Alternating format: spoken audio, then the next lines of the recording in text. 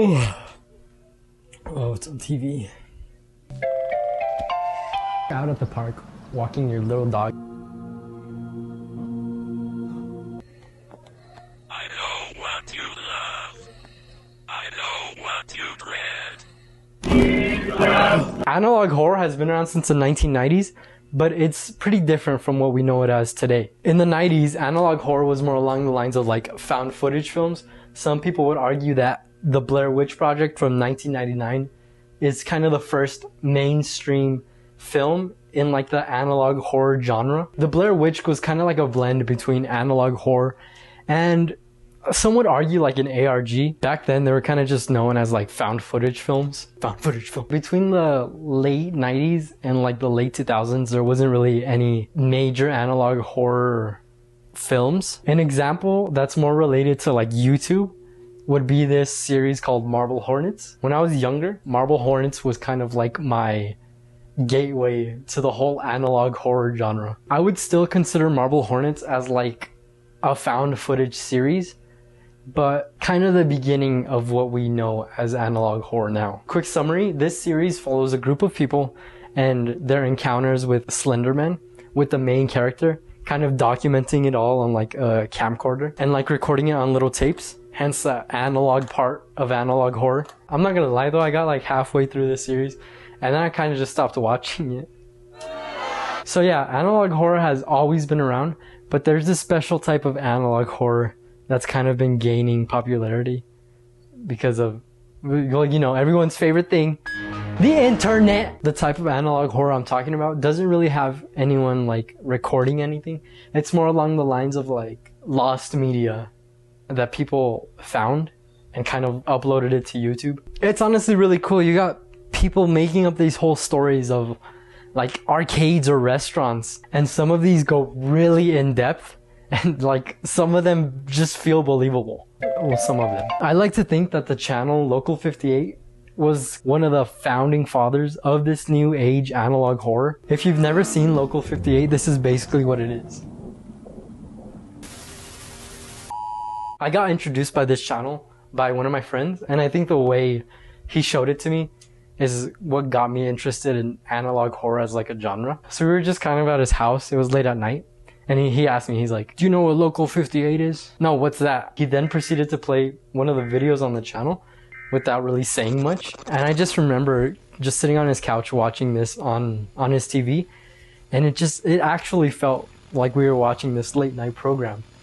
In terms of scare factor, it's not really scary. It's more like eerie and creepy, but just being there and putting yourself in that setting, it just makes it feel real. I don't know how to explain it. When that first video played, before he gave me any context on what we were watching, I thought he had put on an old recorded channel from like the 90s or the 80s. I think Local 58 was one of the first channels to kind of implement this analog horror TV programming aesthetic. I could be wrong, but I do know that Local 58 was one of the first channels to kind of gain traction in doing this type of analog horror. When you do watch it, try to watch it like on a TV and like late at night, and put yourself in the mindset that you're watching like an old program. I think that's the best way to watch this. It's honestly really cool. I mentioned how some people are using analog horror to kind of develop like this story at like kids arcades or restaurants. Enter the Walten Files. You can't tell me that this isn't creepy.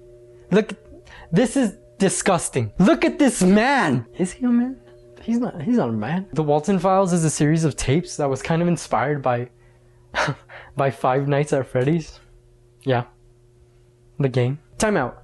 Can we just talk about how this series used to be scary and now it's like it went from this to this? The Walten Files follows this burger restaurant called Bond's Burgers. They kind of had this idea of like incorporating animatronics into the restaurant to entertain the kids. And if you know anything about animatronics, you know that this was a bad idea. Seriously guys, you never learn. These things are making people disappear. This series is actually one of the creepier ones. It's kind of a little disturbing. So a quick rundown, the story goes like this. There's two owners of Bunny Smiles Incorporated. Bunny Smiles is a parent company of Bond's Burgers. There's Jack and Felix. Those are the two owners. And one day, I guess Jack, he asks Felix if he could take his kids, his daughter and his son, to like this party happening at the school. And for some reason, this party had alcohol in it in like this adult area. I don't know why. And when it was time to go, Felix was, obviously he was really drunk. And on their way home, Felix and the two kids, Jack's kids, they got into an accident. And the kids didn't make it. And instead of like Felix calling like, I don't know, like an ambulance, the cops, this dude, he just decided to bury these kids in some random forest and just leave them there to just be there. Why? I don't know. Why am I laughing?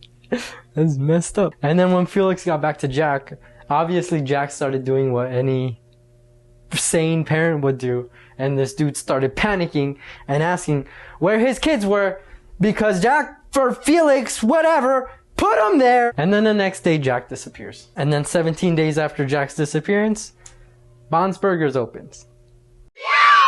And the whole time Bond's Burgers was open, there was like this series of attack on people that would happen like after hours.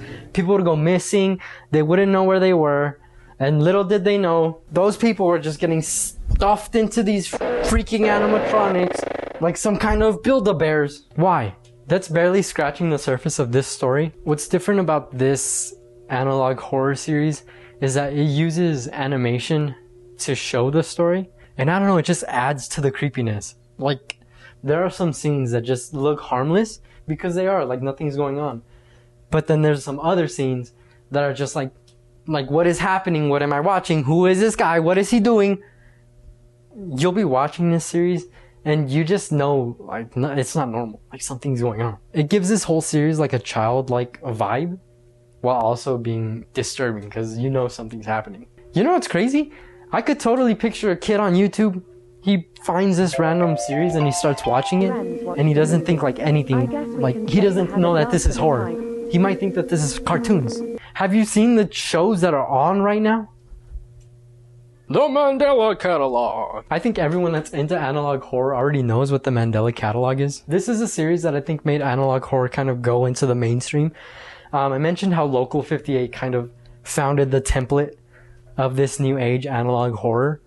But I think that the Mandela Catalog is the series that kind of just brought it into everyone's view. The Walten Files is analog horror, but when you're watching it, you kind of know that you're watching something fictional.